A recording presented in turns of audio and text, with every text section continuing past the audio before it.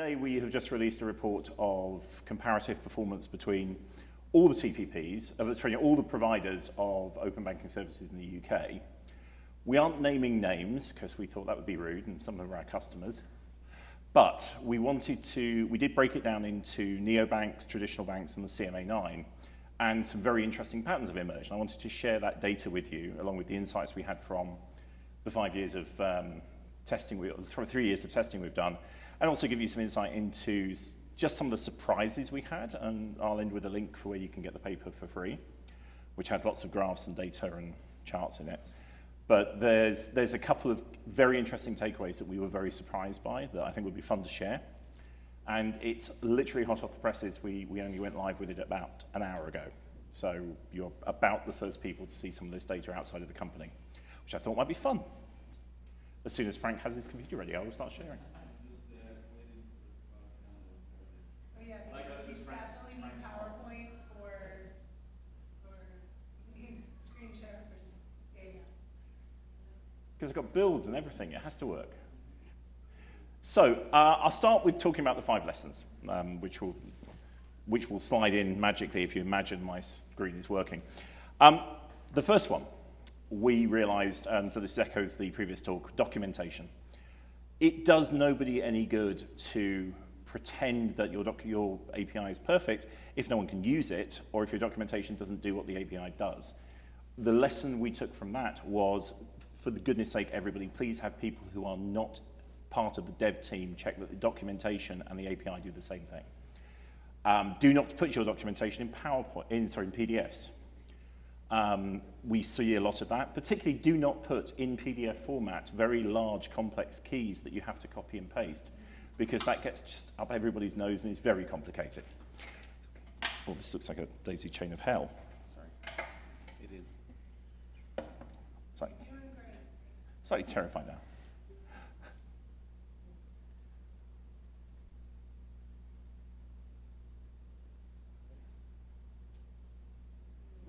Woo! Oh, fantastic. That's fine, I can. Yes, here we go, there's my build, that's it. So, as I said, I'm going to talk about the actual performance metrics for the last year. A quick one about who I am, who is API Metrics. I'm David O'Neill. I'm CEO and founder of API Metrics. We've been around for about 7 years, focused on API performance metrics and analytics. We do work for a variety of banks and large IT companies that you may have heard of. Our system works off synthetic transactions, but we present as if we were client applications, and we're completely cloud agnostic and multi-cloud. So we run from every data center third parties would use and present exactly like a third-party customer would.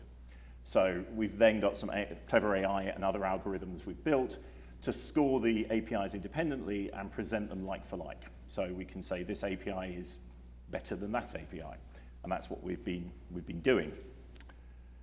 The original 5 lessons, I was slightly out of order. The first one was sandboxes, please don't ignore them. There is a temptation to pretend your sandbox is the ugly stepchild and you pretend it's not there. People do actually use them, but it is very frustrating when we find out that they've been down for 3 or 4 weeks. Also, if you do have a sandbox, make sure it looks something akin to your actual production environment.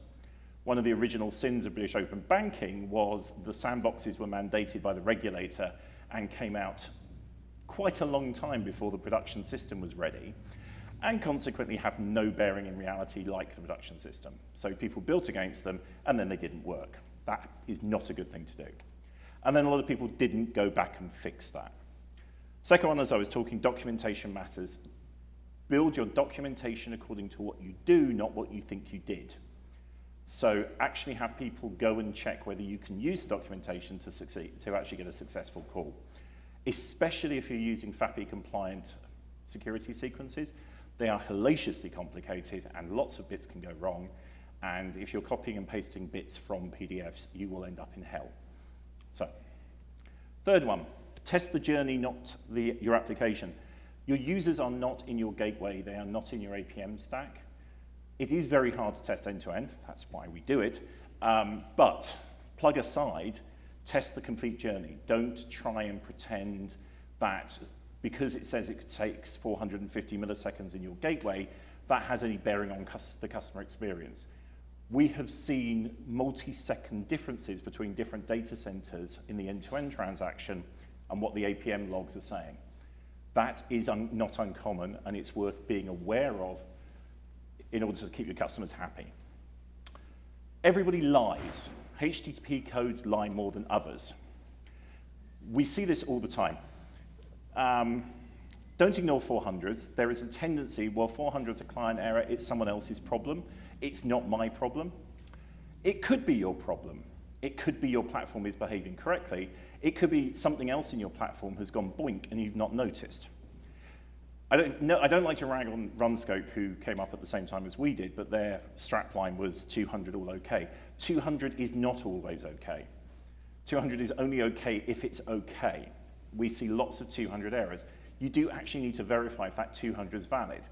A common problem we see with UK open banking scenarios is the get accounts list, which is one of the primary calls in the sequence, comes back with a 200 but no list, which makes it very hard to do the rest of the flow because you haven't got any accounts to look up. But the API call passed, so is that a pass or a failure? Of course it's a failure. But unless you're checking for it, you wouldn't notice. And we've seen banking platforms be happily down with everything green in the NOG for hours until people start going, I can't get my accounts, what's going on? And they go and look and go, oh, crap. But it's failed in a nice, happy way. So that's something you just be aware that just because something says it's working, it might not be. The fifth one we've seen the hardware seen many times is changes over time. We call it boiling frogs. That we see frequently that API calls will get slower for no readily apparent reason, but they'll often do it in a creative way that you won't notice depending on how you set your thresholds. Rolling averages are used in lots of monitoring platforms and they're not your friend. The rolling average can get you into a world of hurt. The example I showed in the other talk is going from a latency of 500 milliseconds to a latency of 17 seconds over the course of 3 months. At exactly the right slow decrease each week, not to trip any alerts in any other system. And then they fixed it. But they thought they fixed it, everything went back to normal, and they did it again. So there's things to be aware of. Anyway, over those 3 years, we made something in the region of 30 million synthetic production calls against real consent endpoints. What the data we're going to share, I'm going to share, is based on calls to 5 of the FAPI consent endpoints for about 30 banks from the UK. And these are a mixture of neobanks, new ones who built a beautiful, shiny unicorn of an infrastructure to run API calls from, CMA9 banks who have thrown stupendous amounts of money at the problem of providing compliant APIs, and traditional banks who really are struggling, and we'll come on to that. The first finding we had comes to that, which is there was a clear and massive quality divide between them. So the way our platform works is we score APIs in a standardized way. So we can look at, quantitatively, we score them out of 10. 10 is a perfect API. Anything above 8 is good. Anything below 6 is bad. But what we have here is the dotted line in the middle is the average of the big enterprise APIs, the Dropboxes, the Twilios, the Microsoft Teams, the Google Workspaces. The APIs that everybody uses, they give us an average of just under 9. They're very good APIs, generally consistent, generally performant, work the same from everywhere in the world. The orangey line are the neobanks.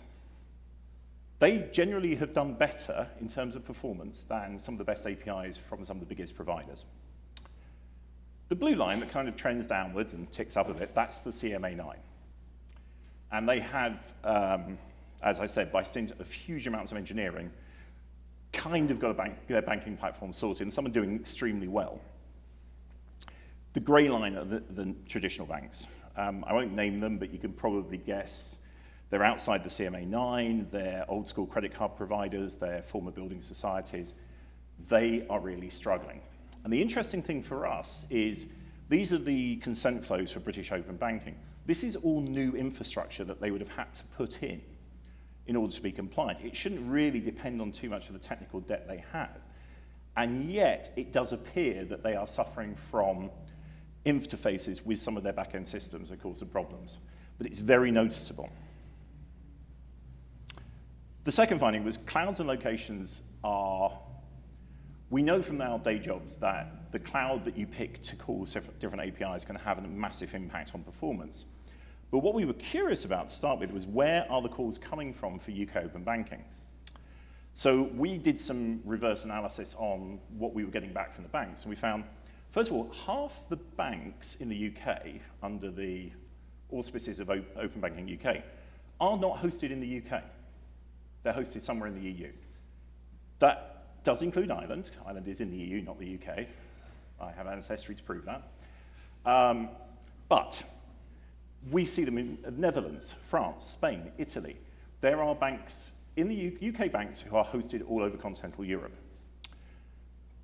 The next block, the orange block, what's that, about 40-ish% are actually hosted in the UK. There's a block that we couldn't determine. They're just hiding behind essentially Cloudflare. And it's very difficult to work out exactly where they are. They're doing a lot of different IP boosting, and the calls end up routed randomly to all sorts of places. But the idea that you have to think about where the banks are complaining to it, you can't just assume they're going to be in the UK. The other thing you can't assume is they're going to have a cloud infrastructure that is cloudy.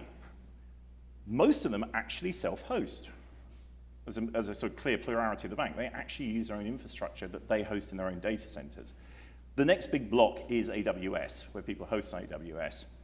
And then pulling up the rear, quite some far distance behind, are Google and Azure. But there has been a progression. When we started this, the numbers did start shifting over the year. Several banks moved towards AWS from self-hosting. And we've seen that there is a trend that they're trying to move away from having their own infrastructure and their own data centers to move to, for the most part, AWS. But again, what we have also seen is if they self-host and you're calling banks that self-host, there may be some very weird, unexpected effects between your application and what the infosec settings on the self-hosted data center do. And we saw one application from one TPP where they were experiencing a 2-second per transaction delay purely because the AWS data center they were hosted in was talking much slower. It was not getting into, it was being held up getting into the data center in the UK bank that was self-hosted. But we weren't seeing the same delay from other AWS data centers. It was purely a Frankfurt to somewhere in the UK. So you need to be aware of these things because they could have easy fixes, or at least it gives you a thing to go and look at and figure out why there is a problem and how to get around it. The other thing we found, and we weren't surprised by this because we've seen it, the traditional banks have really struggled with availability. So this is just raw availability numbers, as what percentage of the calls were actually passing or functional. I had to truncate it because otherwise the graph was really hard to read. Several of the traditional banks, this is not one traditional bank pulling down all their averages, this is 3 of them, had multi-week, multi-day outages. And it wasn't like out of core hours that they'd just be down for the night. They'd just have days where their API stacks were not available or not responding. And it persisted across 2 months. Obviously, they have fixed that now, and they've bounced up a bit. But that's a significant gap. If I look at my numbers, they're pulling about 99.75% availability versus the blue line in the middle is traditional enterprise IT stacks at 99.95.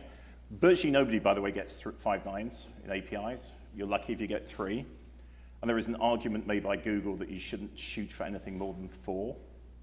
Otherwise, you'll waste all your money just trying to catch up with an impossible goal. But our friends in neobanks, some months actually hit 100% availability, 0 downtime during the period. CMA9 have had their ups and downs. They're kind of tracking now to match the neobanks. But quite a big difference. Again, a big warning sign for the traditional banks there that things with their platforms are not happy, and it could have an impact on them in the same way that we saw with the telco industry that I'll come on to. Funding for be aware of basic network hygiene. We used to call this, yes, DNS still matters.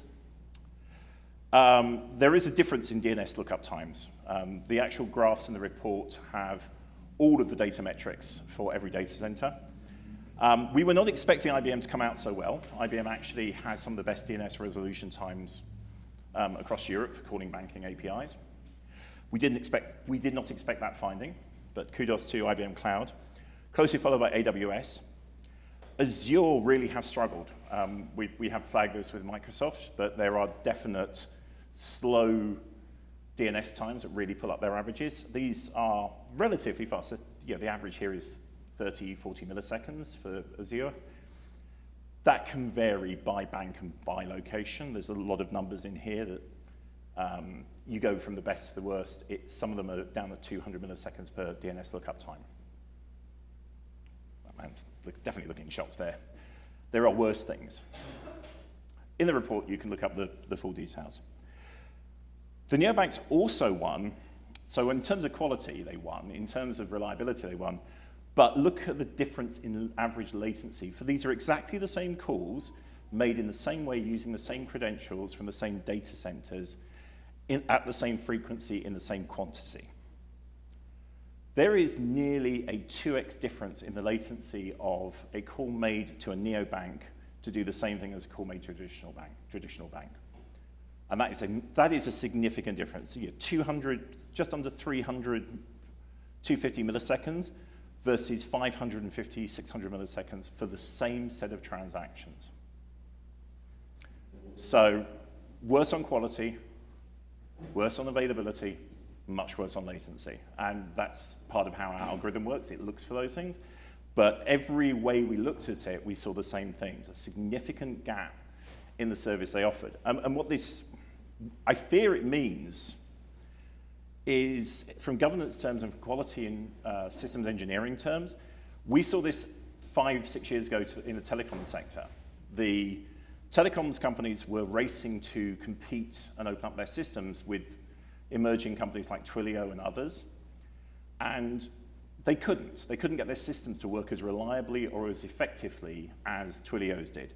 They couldn't get them to be as fast or responsive or as easy to use, and consequently people started using the Twilios and the new entrants. I think there is a real risk for incumbent banks who, in the US would be credit unions and some of the existing savings and loans. In the UK, it's older building societies and smaller, the remaining smaller regional banks, that they simply will not, even with the world of open banking, unless they can improve this, they won't be able to compete with neobank banking solutions that are emerging and people will use because they just work all the time and they're better. And it's quite stark to see how that divide opens up between companies who are used to doing things in a certain way and new companies that come along and say, well, let's build it from scratch and see what happens. And generally speaking, it has worked better for them. So, in conclusion, open banking is working. The CMA9 are doing very well, but they have done well by throwing a lot of engineering resource at the problem. The neobanks have done well by being creative and, frankly, probably hiring better engineering and doing things from scratch. New banks and fintechs really provides so much better performance. It will cause ongoing problems for everybody in the traditional banks, I believe, and the traditional banks need to think about how they react to this and what they do with it. And where you host your solution, if you're a TPP or a trusted third party building something, test where is best to host it against the customers that your customers will be calling the most. If there are providers that your customer base are likely to be exposed to, you need to think about where they're hosted, what they're on, and what will maximize your quality of performance against those. Otherwise, you may find you built a really great system, but it doesn't work very well with some of your customers' needs. And just to wrap up, the obligatory plug, API metrics. We're a right-shifted API monitoring solution at our heart. We have integrated security monitoring, including up to FAPI-grade APIs. We do the full consent journeys and do it in a secure way that's trusted by several of the CMA9. And we have integrated reporting and alerting. Our goal is to give people a way of monitoring things in the production environment in the way that they would normally test things. And that is my talk. I rattled through that a little bit. Please, there's a link to the report. It's up on Finextra today. It's available for free. There's lots of graphs and data in it. And if you have any questions, please ask them and link in with me and ask me other questions. And if you do wish to start monitoring, come to me. I will be happy to help. Thank you.